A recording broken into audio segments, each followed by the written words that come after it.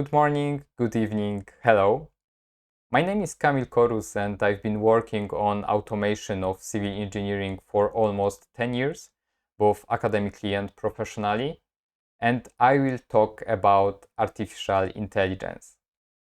Because I believe that artificial intelligence can already help every civil engineer, architect, manager, us in our daily work.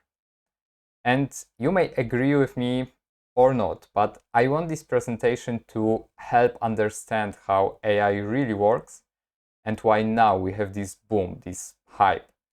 And by understanding, make us better in using AI in practice, in our daily work. And of course, because today we are meeting in the context of MIDAS, I also want to show what we can do with AI when we connect it with our civil engineering tools like civil software.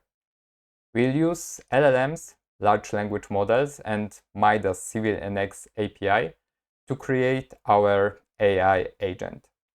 Then I will show you how you, step by step, can start creating similar tools yourself. And before, we'll talk about AI and the agents to better understand them and therefore better use them in practice. Before we start, let's clarify some wording. Of course, we have AI and also LLMs, large language models, and API is application programming interface. Don't worry, I will introduce these concepts during the presentation. And when I speak about AECO, I mean architecture, engineering, construction, and operations. So all of us, our whole complex industry. And one another thing, best regards from Cambodia, where I am now during my automation of AECO around the globe project. I am meeting with great specialists, scientists, policymakers in companies, universities, ministries to discuss how civil engineering, especially the modern technologies, are here from their first eye perspective. I met great people, learned great insights of many different contexts, and the project is still ongoing. Shortly, I will start sharing it on my LinkedIn. So if you are interested, I invite you there. And now, let's start. Artificial intelligence is a controversial topic. We have big promises, investments, and of course, already great successes. But on the other hand, we can be tired of the hype, marketing craze, or even threats. It can feel similar to the dot-com bubble when companies just added .com to their names and it was enough to drive them, at least initially. Today it is similar with AI. We have so many websites like anything AI, and the whole marketing is based on these two letters, AI. Especially as we are currently almost at the peak of the hype. Look at the Gartner's hype cycle for emerging technologies. AI agents, so the technology behind, for example, ChatGPT, is practically at the peak of inflated expectations. So we expect so much. But it starts to go down and will go down towards the truth of disillusionment. And actually, it is a very good thing, because it will be the time when all this strange anything AI will be cleared out of the market, and we'll stay with tools that are really valuable, that really gives us practical value. And once we understand what we can realistically expect and what we actually want from AI, we'll go into the plateau of productivity, when AI will just become a normal, effective part of our work routine. Because, ladies and gentlemen, just as the dot-com bubble left us with quite usable technology that changed the world, the internet, the same will be true and partially already is true with AI. And there are clear signs that AI will stay with us also in construction. this shift already started. And this is good, because in our industry we have so many interesting, creative tasks that we like. We design, we think, we manage. But there are also a lot of boring, repetitive tasks. And here is the role for AI, so that we can minimize these tedious tasks and focus on the ones that are creative and truly requires our expert eye, and make us proud, not drained of our jobs. But AI is not a magic technology that solves all problems and tasks with one click. Artificial intelligence is a tool, great for some tasks and weak for others. So when using AI, we must be smart bosses. We need to know these trends and weaknesses of AI and assign it the proper tasks. Know what we can expect. That's why it's good to know how AI works, to know how to use it effectively in practice. So let's talk about AI.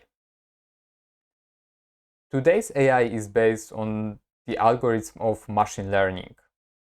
What is the difference between standard, traditional algorithms and machine learning algorithms? In a traditional algorithm, we have a fixed formula, usually expressed in a programming code. It can be less or more complex, but generally it is a fixed formula. But in machine learning algorithm, often called machine learning model, the formula is defined only generally. It is called the model architecture. But the specific values of parameters in this formula, the architecture, are tuned during training. During training, we provide data, both inputs and outputs, and based on this data in successive training iterations, the parameters are tuned so that the algorithm, the model, can calculate the most probable results. So we don't have to create the exact algorithm ourselves, but we need a lot of data. It is a trade-off, and the choice depends on the situation. Sometimes it is better to choose a traditional algorithm. When we have a defined formula, we create a standard algorithm that gives us exact, precise results. But what formula should we use to calculate deflection of a bridge 10 years from now, based on the monitoring data from many sensors and, of course, affected by measurement tools? We don't really know. And that's when machine learning can help us. Machine learning algorithms or machine learning models can be used for many different purposes. And actually, they have been with us for quite a long time. So why are you experiencing this boom or this hype right now? Because these predictions based on sensors data doesn't look like artificial intelligence. Even these recommender systems for movies or shopping don't look like artificial intelligence. But these language models that offers this human-like ability to communicate, it looks like the artificial intelligence from those previously futuristic visions. And that is impressive. And that makes the wow effect, and that drives the hype. But in reality, actually, this is the same old technology, only with an intermediate step in which text, divided to tokens, is converted into numbers. And when the LLM, large language model, generates the next parts of a statement, it is actually calculating the next most probable sequence of letters. But why is it happening now? Why did we have to wait so long for large language models if the mathematical foundations had already been known for over 80 years? Because to train the models, we need data and computing power. A lot of data and a lot of computing power. As for data, today we have the internet, which is a massive database of textual data. For example, GPT-3, the third generation of GPT models, was trained on a database of 300 billion words. It's like 4 million books, or 2,500 years of reading. And as for the computing power, here we have a chart of the costs of processing power over the years on a logarithmic scale. In the past, such training simply would not have been possible. Even in 2023, the estimated cost of training GPT-4 was around $80 million. So now we somehow know how language models work. They calculate or generate the next most probable sequences of letters. And this is crucial for how we should use AI models in practice. Because AI model is a tool for performing tasks, not a source of knowledge. The AI model itself. However, of course, there are ways to integrate AI models into systems so that the entire system becomes a reliable source of knowledge. So let's see how we can actually apply AI in practice. AI is smart enough to generate these sequences of letters, words, considering the context. For example, we can mean something else talking about connections with a constructor and something else with a businessman. This context recognition is a great ability, but we have a problem. I said that AI, for example GPT, can be trained on almost the whole internet, but it doesn't mean it remembers the whole internet. To show this, let's use examples of two people, two engineers, but of slightly different levels of popularity.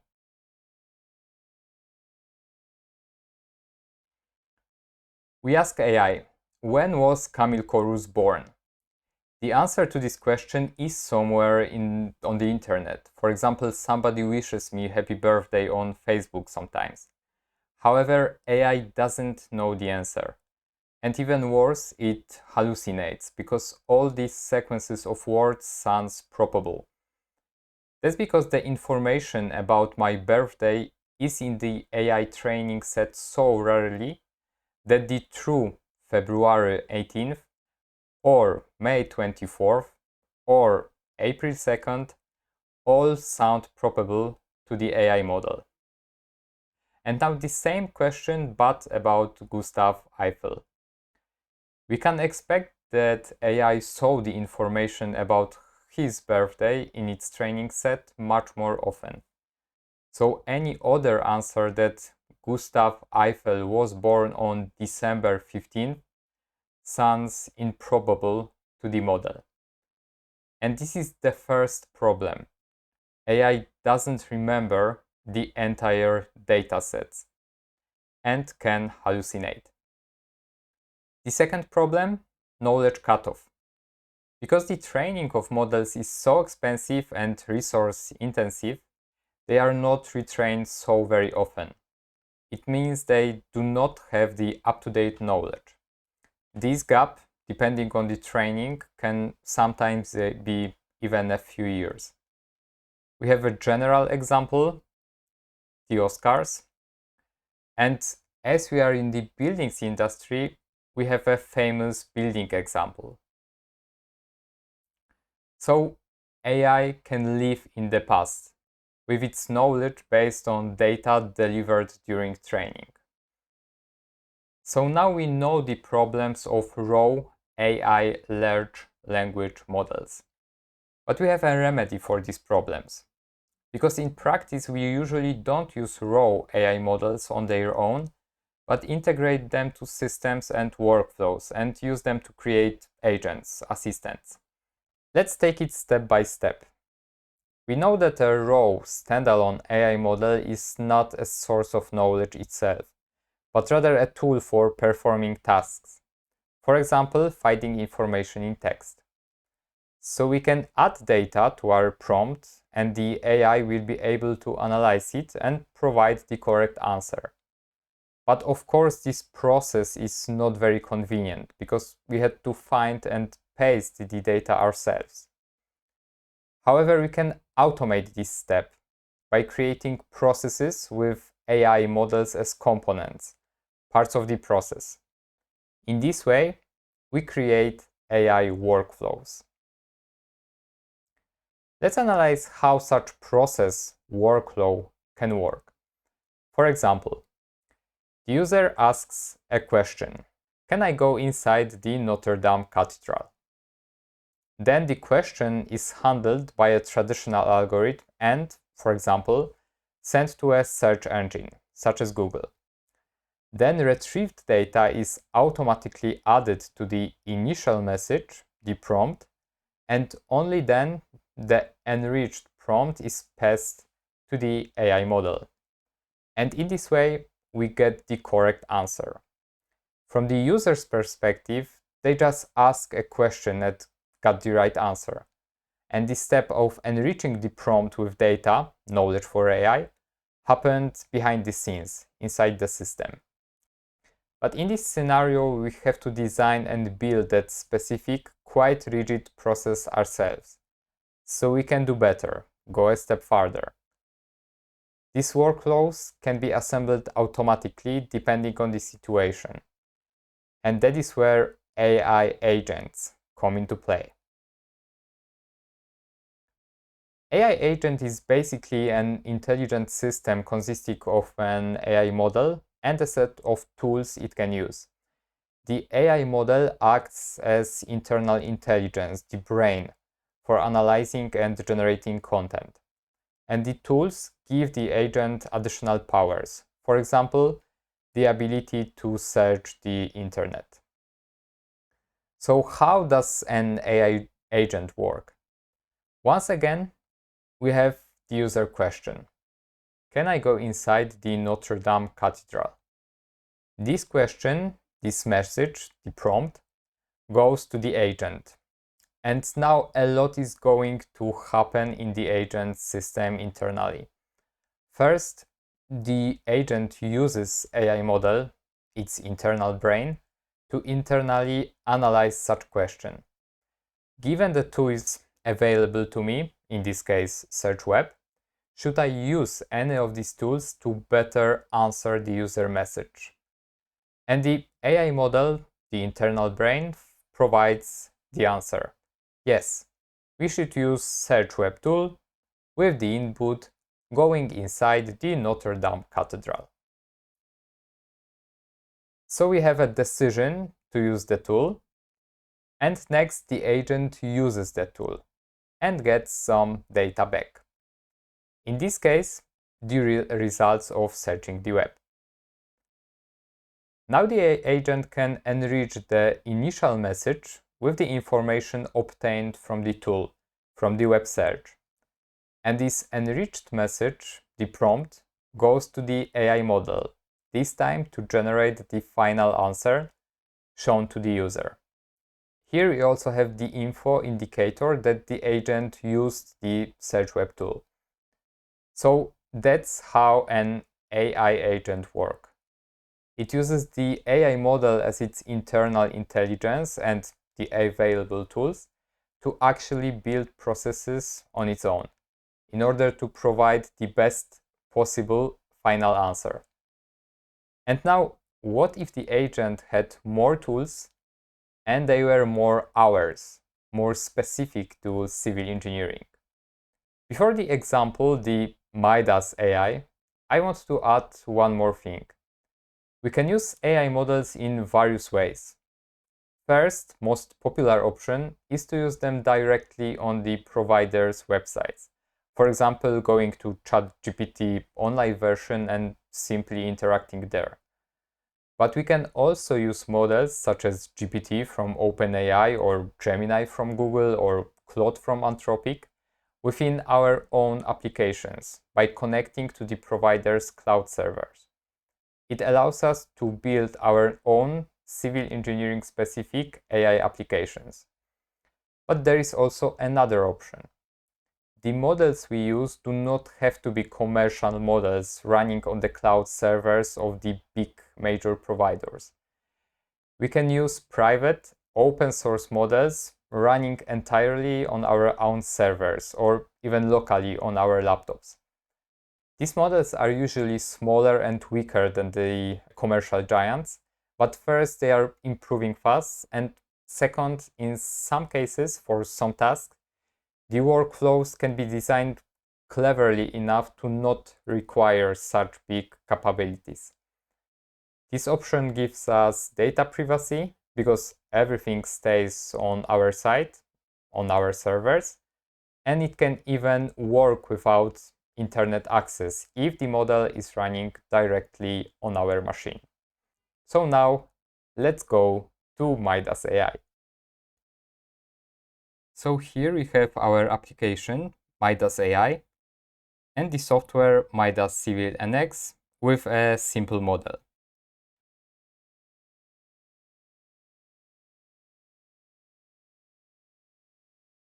We want to connect our agent, MidasAI, our application, to CIVIL NX through API, so that our agent can actually get information about the model and generally perform there some actions.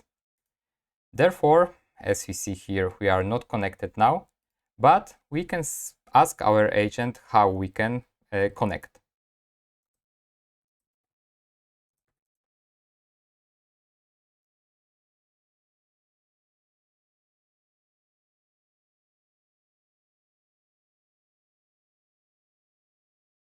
As you can see, we have information, instructions, how to connect our agent to MIDAS, our application. But what is important here is not only the information, the answer, but also here indicators of usage of tools that the agent invoke. So as you can see, first, agent loaded documents to forward the knowledge base, and then in this document search for exact phrase that agent thought will be usable to get information based on what we asked, and then gave the answer. So this is an example of how the agent can search in documents provided by us for exact information, and then based on that gave answer. Here the agent have access to MIDAS manual, however it can be various documents provided by you. So as we have here instructions, let's follow them. Click connect here in MIDAS. And now we can check the connection.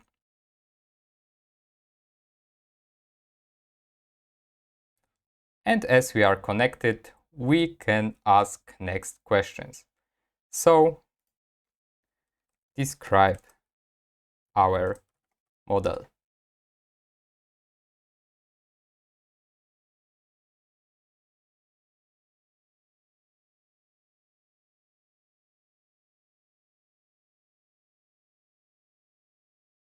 And here we have the description, information about our model that our agent gave us. But once again, what is important here, we have information, we have feedback from the application that agent decided to use a tool that allowed the agent to get information about the model via API. As you can see here, getting overview of the current MIDAS CIVIL NX model. And only based on that, the agent was able to create this answer. So this is an example of usage of tool provided for the agent. However, this time, this tool is working with MIDAS API. Here we have information about our model. And now we can go next. Now, tell me what is the maximum deflection and at which node. So now more analysis task.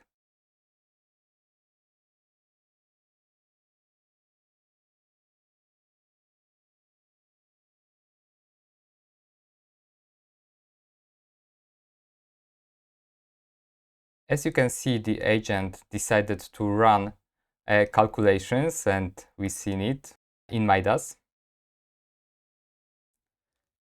And now, based on the performed calculations, first also agent checked the current MIDAS calculation state. The agent invoked several tools that finally allowed him to give us the answer, which is the value of maximum deflection and also the node in which the deflection is occurring. Here we have also some additional information that there are multiple nodes with the same value, which is okay. We have also information about the analysis that it was completed. All right, so we can go next. Create the deflection chart for girder 1. Once again, the agent decided to check the current MIDAS calculation state, but since now it is already calculated without problems and without any further updates of the model, he decided to get structure details for girder 01. This is one of the groups in our model. And now after that, after getting information of girder 01 and getting what nodes are in this group, the agent was able to generate a chart with deflection for self-weight, which is the only load case that we have currently in our model.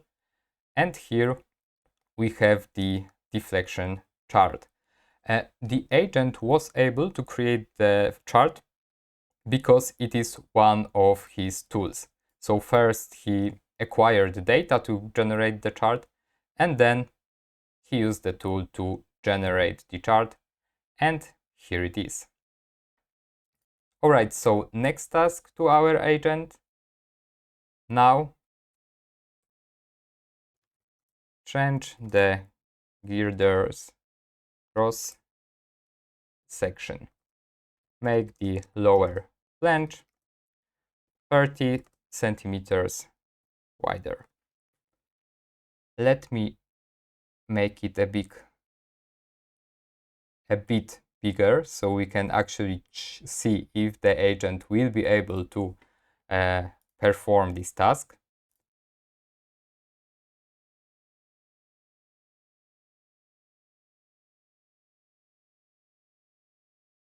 And as we see here, the flange indeed is now wider by 30 centimeters.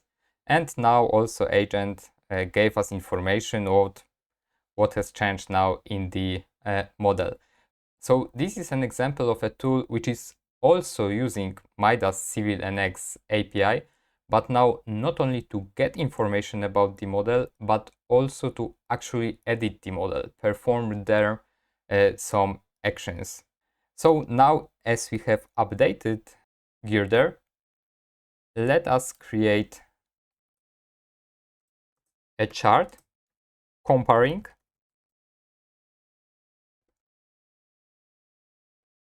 the deflections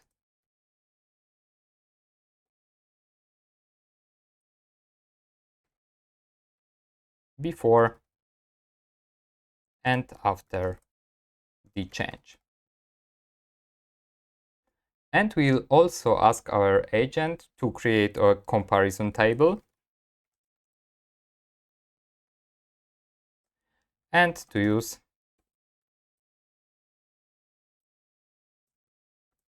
millimeters as the deflection unit. So this is example of more complicated, more sequential task because the agent has not only, as we have seen here, decide to perform analysis because the model was updated with the new geometry, but also to remember kind of the information, the previous information about previous deflections, and get new information, new deflections, and then create the chart and comparison table. let's see if the agent will be able to perform this task and how.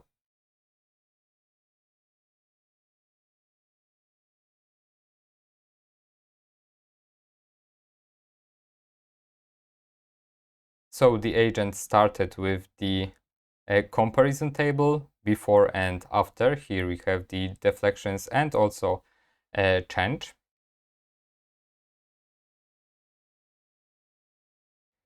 Here results, maximum deflection before and after. And also here the comparison deflection table. So as we can see, the agent helped us also in this analysis task.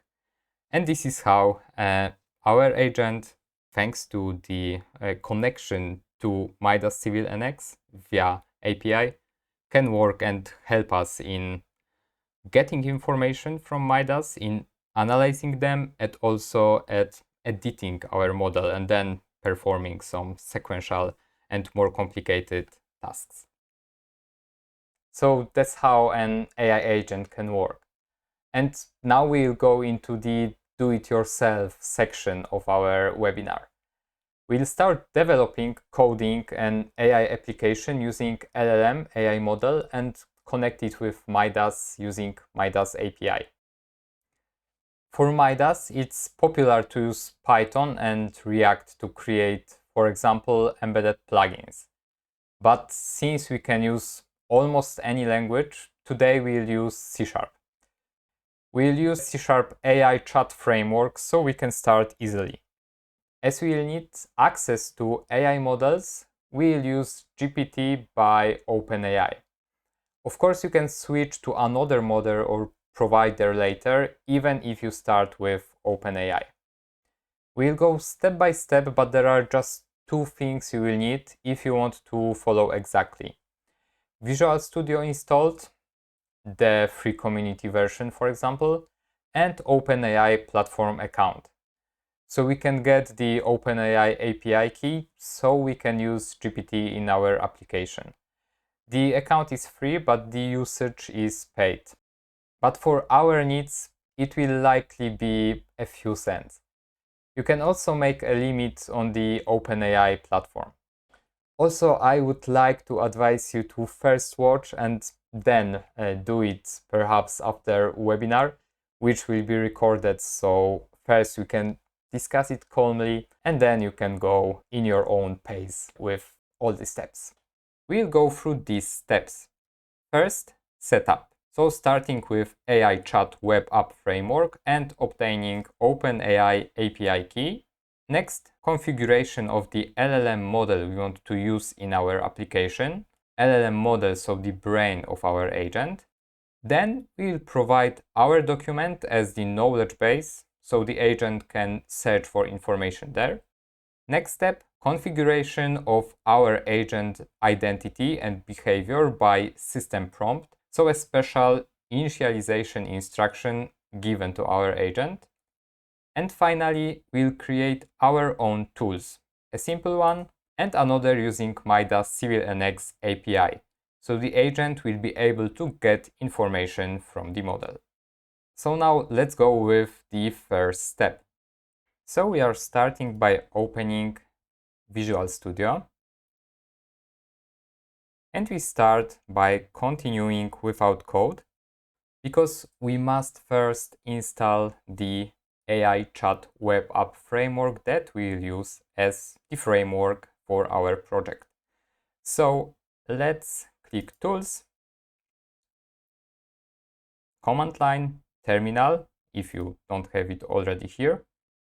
And here we must write or copy instruction to install the AI templates. I have it here already on my machine. And now, having the templates, we can go to File, New, Project Solution, and now use the template AI Chat Web App and click Next. Here project name, so it will be MidasAI for us.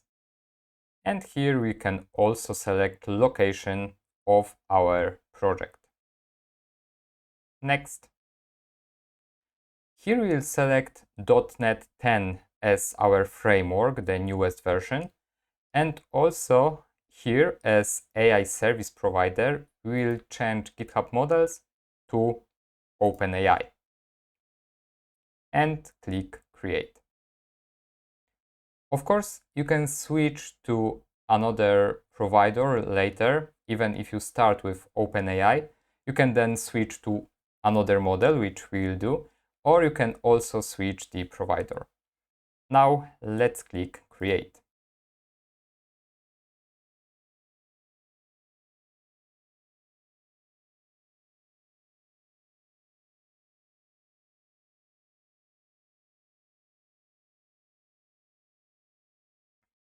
After opening our project, here we have the starting instruction, the README.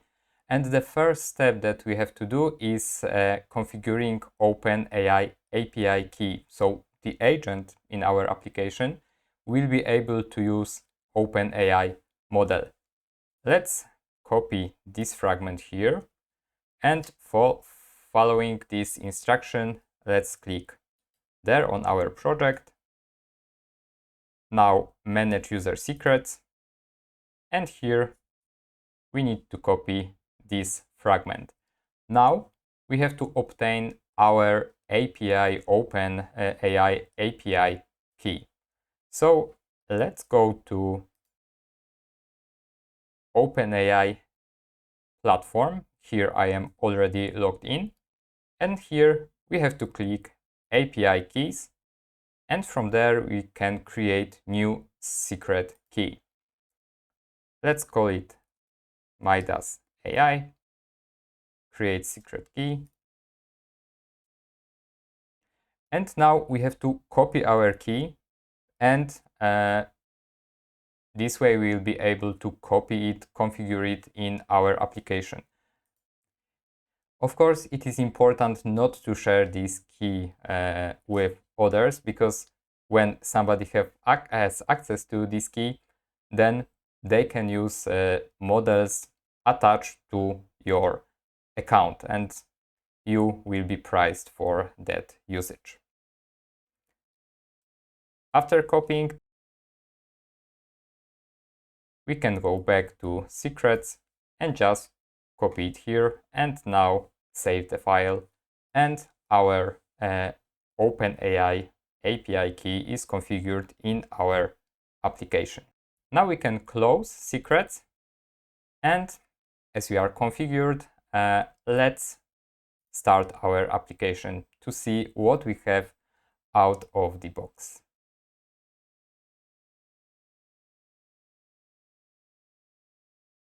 So here is our chat application. As we can see, we have a title here, also some starting instruction, and reference to data.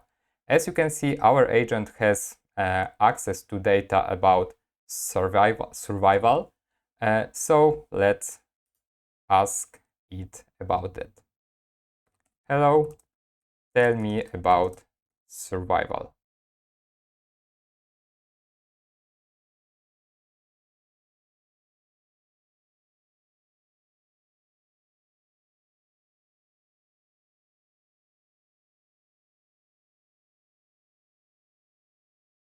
Here we have answer by the agent, and there are two important things. First, as you can see here, the agent first decided to load the documents to form a database, and then search for survival in these documents. These two are indicators of used tools that the agent now has access to. Then here we have reference to the document that the agent search the information in. Of course, we can provide our documents to the agent, so this will be our next step. Let's go back to Visual Studio. Let's close our application for now. And here we'll go to www root. Here, as you can see, we have data. This data the PDF document and Markdown documents. These are the documents that our agent can use to search information. So we'll delete these default documents.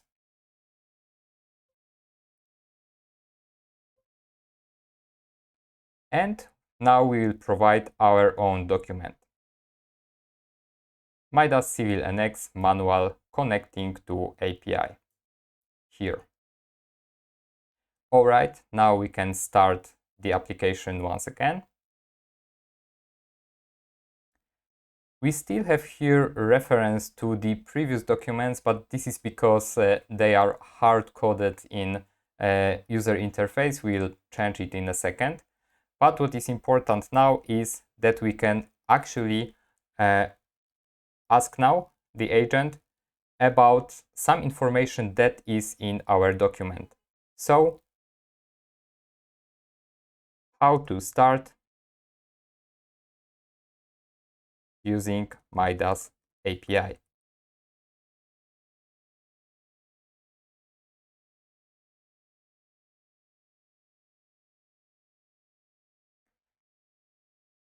Once again, our agent decided to load the documents first and then search for relevant phase. And here we have reference to document that we just gave to our agent. And of course, we can go through these steps to actually connect our MIDAS to API, allow the API usage, and it will be handy for us during next steps when we will create tools using MIDAS Civil NX API. Alright, so now as our agent has access to our documents, our data, let's go back. And let's close our application for now. Next step will be checking and changing the configuration of LLM model we are using in our application. So let's go to program class. And here, as you can see, we have configuration of a provider, so OpenAI. Here, our code is getting the OpenAI API key that we provided.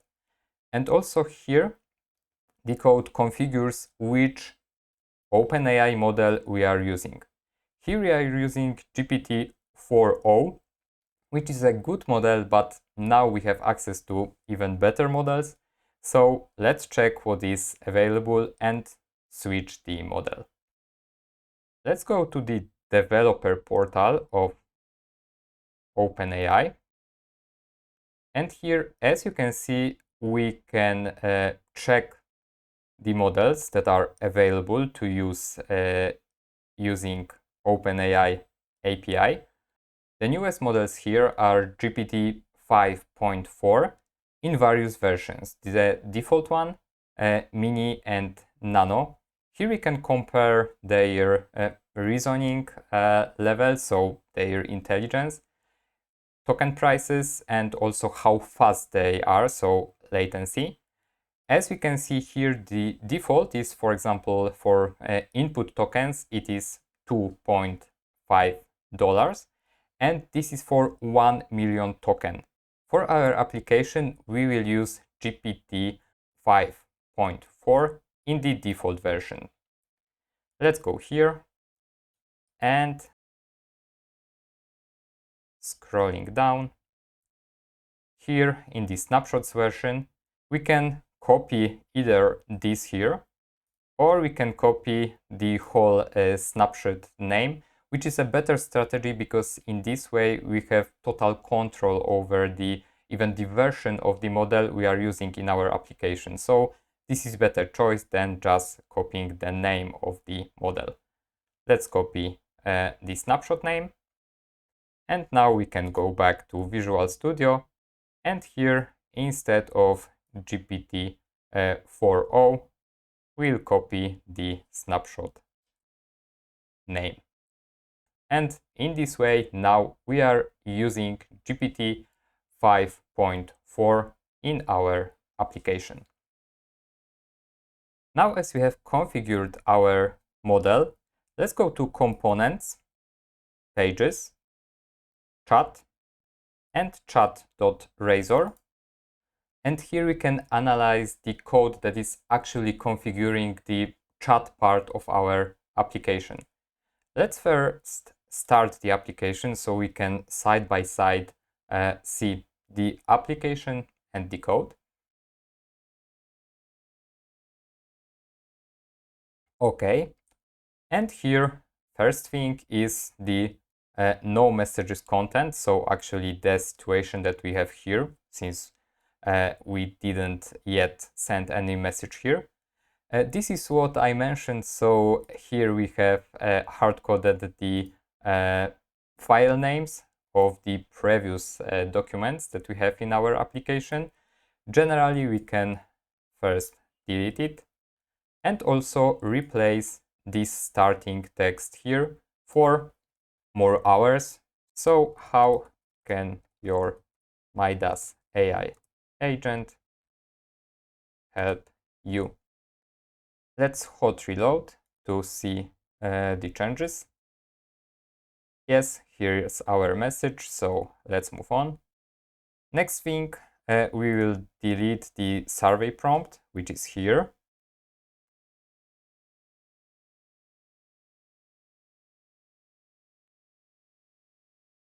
And hot reload.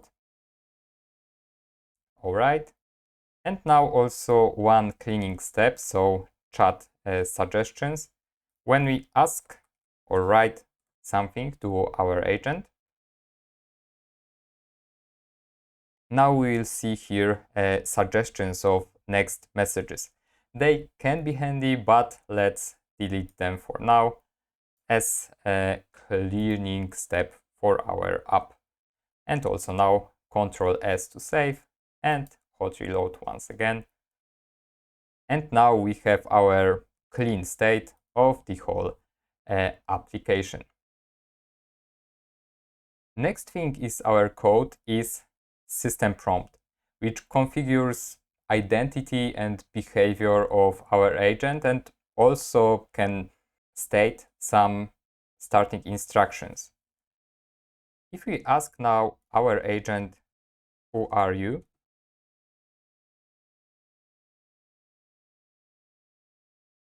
It will answer in a generic way following his system prompt instructions. But by editing system prompt, we can somehow configure the identity of our agent. So let's delete this generic starting part and we will switch it to more MidasAI assistant identity, instructing our agent to help users operate MIDAS Civil NX and respond to questions about MIDAS Civil NX using the provided documents. Here we also configure the behavior of our agent. So if the agent cannot perform some action, it should say so. Now let's close the application and run it once again. So now we can actually see the new identity, new behavior of our agent in action. Now when we ask the agent, who are you?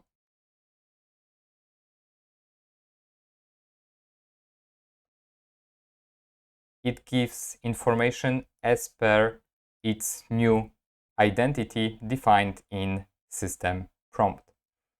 That's how we can configure our agent identity, behavior, and give it some starting instructions. Now let's explore the next part of the code. Here after system prompt, we have some plumbing. But what is important here is what is happening on initialization of our agent. Here, as we can see, system prompt is added as a special message with system role to messages history of our agent. And also the agent is given access to two tools, load documents async and search async. When we go down here,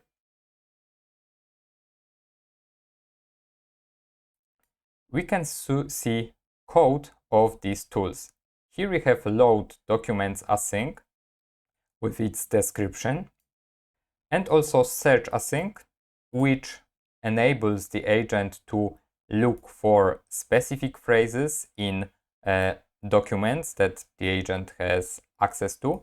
And what is important here are these descriptions, because this is actually what the agent sees, and based on these descriptions of available tools, it can decide which tools to use in which situation. When it is not given this description, it can decide based on names of the tools, but it is better to provide these descriptions, so it is just easier to decide for the agent. So now let's create our own tools.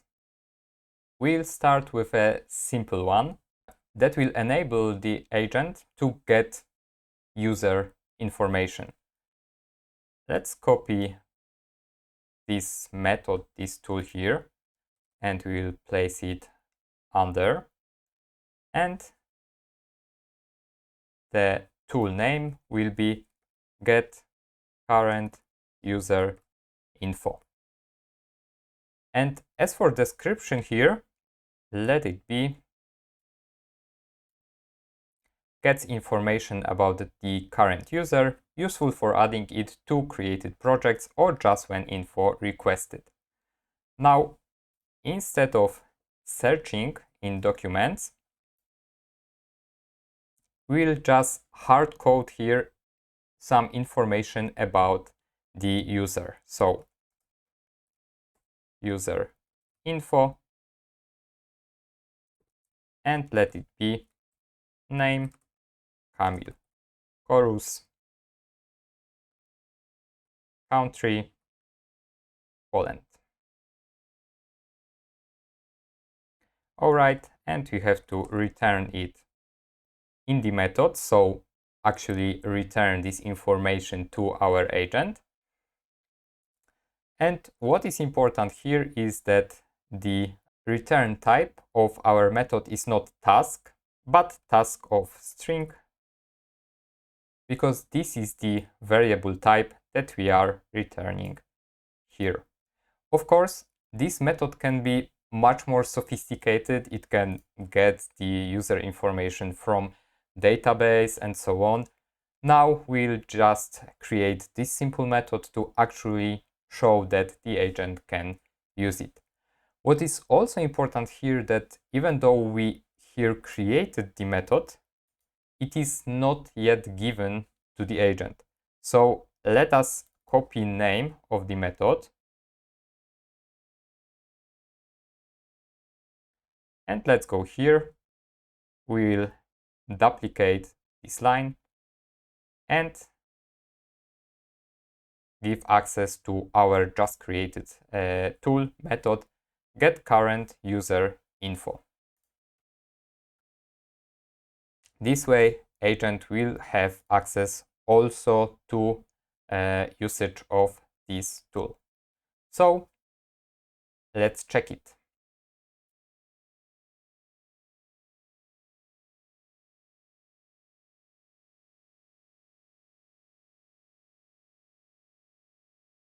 Let's ask the agent what info about the current user do you have?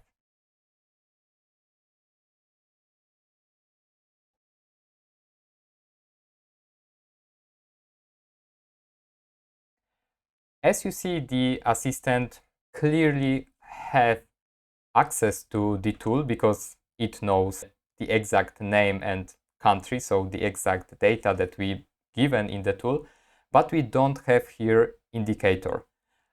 We can also configure it in our code.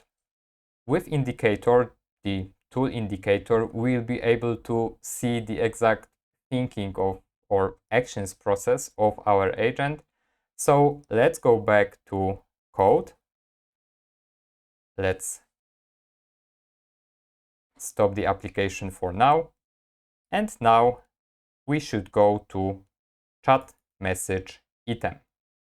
Here, as you can see, the code is configuring how different outputs generated by the agent are shown in our user interface. So for example, here we have normal assistant text message. If we go down, here we have function call content. So when agent is using the tool with exact name load documents, then this is how it will be shown in our user interface. So this search icon that we have seen previously in user interface and this text here. If the function that the agent is using is the search, then it will be shown in the UI. So once again, the icon and then searching and the phrase that the agent decided to search for. And now we'll also create one more if. It will be generic if for other function call content. So when agent is using other tools, then it will just have icon like this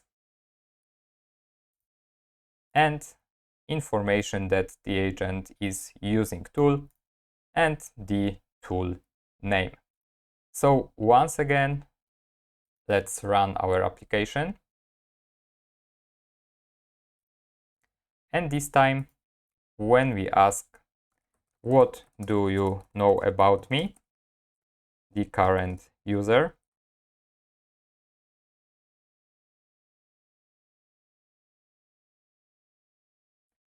we have the information that agent used tool get current user info, and based on that provided the answer. It was an example of a simple tool, but in the same manner we can create more sophisticated tools. And actually now we'll create a tool that will enable our agent to connect to MIDAS to get information about our model. Let's close our app here. And once again, we'll go to Chat Razor when we can configure and create our tools. And here we'll create another tool. This time it will be get current MIDAS model info. And the description gets information about the current MIDAS Civil NX model. But now, a part of hard coding the information, we'll actually use MIDAS Civil NX API to connect to our model and get information in the real way. To do that, we'll need one helper method that will enable us to send requests using MIDAS API, which is a web API.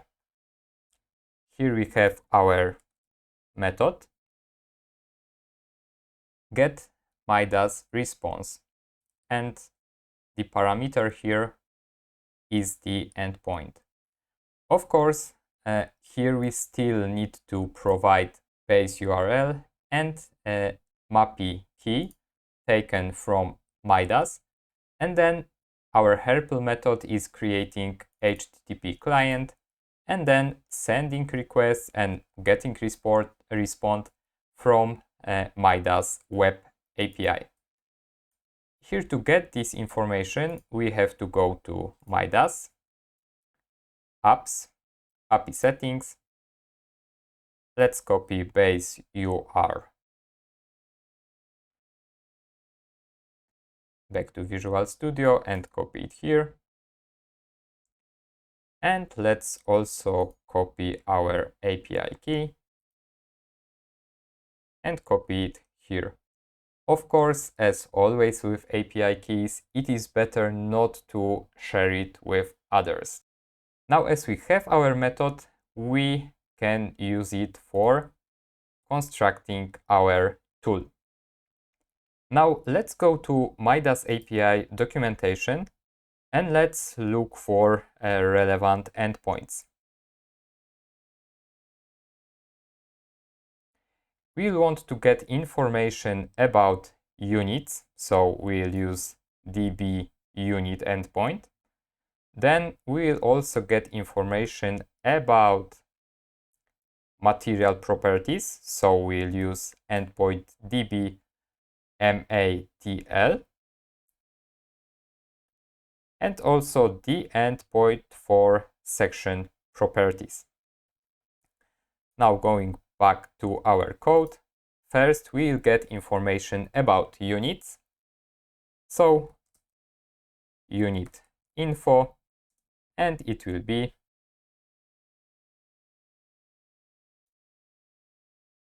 db unit. Similar with material, but endpoint will be matl. And now, once again, to get information about sections, we'll once again call our helper method, but this time with endpoint for section. And now we'll compose this information into one string in this way. So model info, new line, units, and the information about units taken from MidasAI. Next line, materials, material info, and cross sections, and the info taken from API about cross sections. And then let's just return this information to our agent when it will use this tool. Once again, creating the tool is not enough. We have to give access to our tool to the agent. So here, once again, we'll copy this line, copy here name of our tool, and now the agent will be able to use also this tool to get information about the model. So let's check how it will work.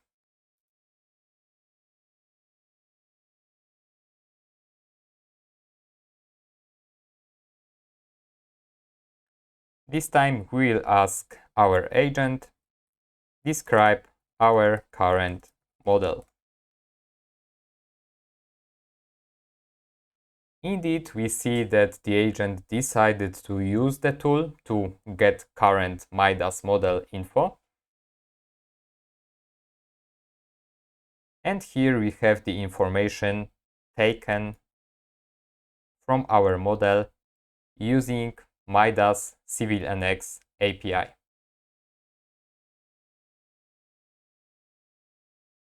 So in this way, we configured our MidasAI agent. We configured its identity and behavior using system prompt. Then we created tools, a simple one, and also another tool that uses MIDAS CIVIL NX API, so that the agent can actually get information about our model. Of course, from this point, we can enhance our agent and our application with next steps. In a similar manner, we can create another tool, so our agent is more powerful, but also we can in code create multi-agent structures and really complex, intelligent systems depending on our needs, so that we are provided with the best technological help. And now, finishing the presentation, I want to briefly, in 3 slides, touch 3 important AI-related topics. First, AI concepts. We discussed a lot today, but as you know, the world of AI is big and is getting bigger. And when you start going deeper, there are technologies that are, I will use a big word, fascinating, both from their scientific principles, but also because they are so deeply practically usable. Just 2 examples. Embeddings, kind of mathematical magic that let enclose semantic meanings of words, images, drawings into numbers, vectors.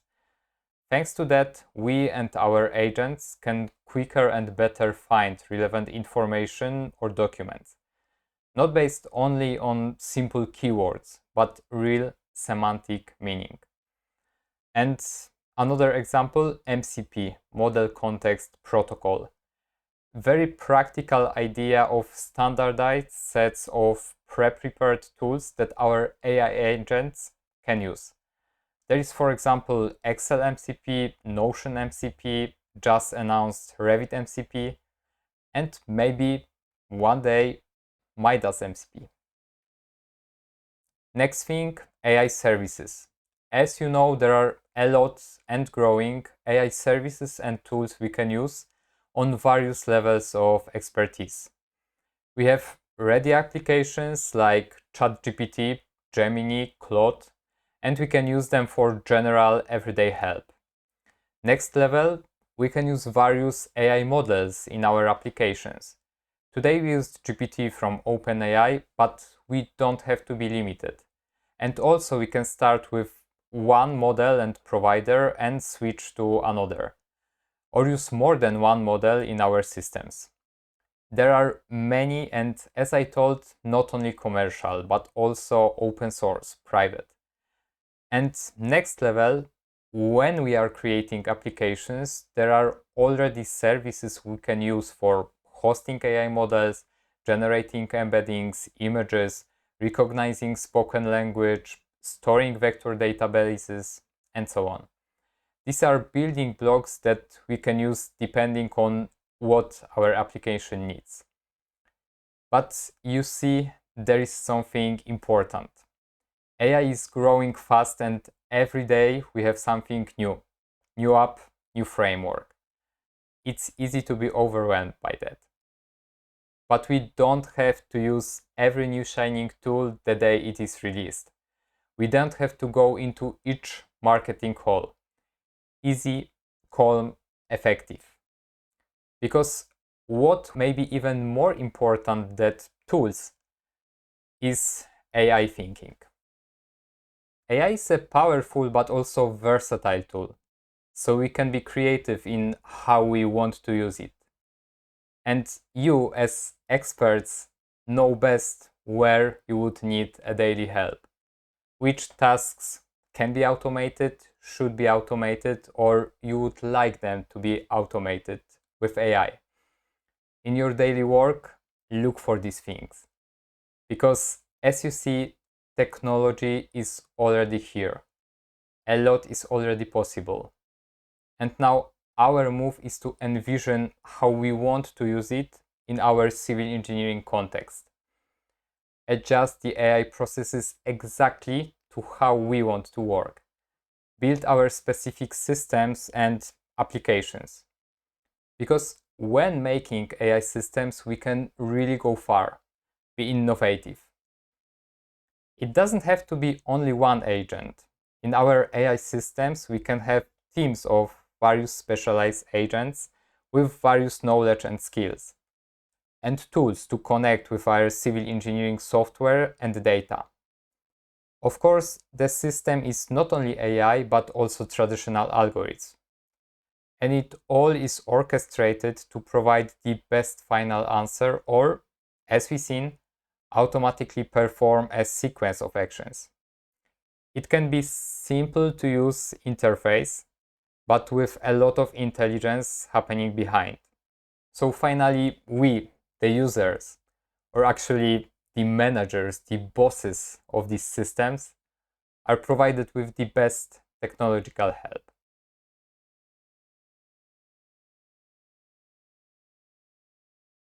Thank you.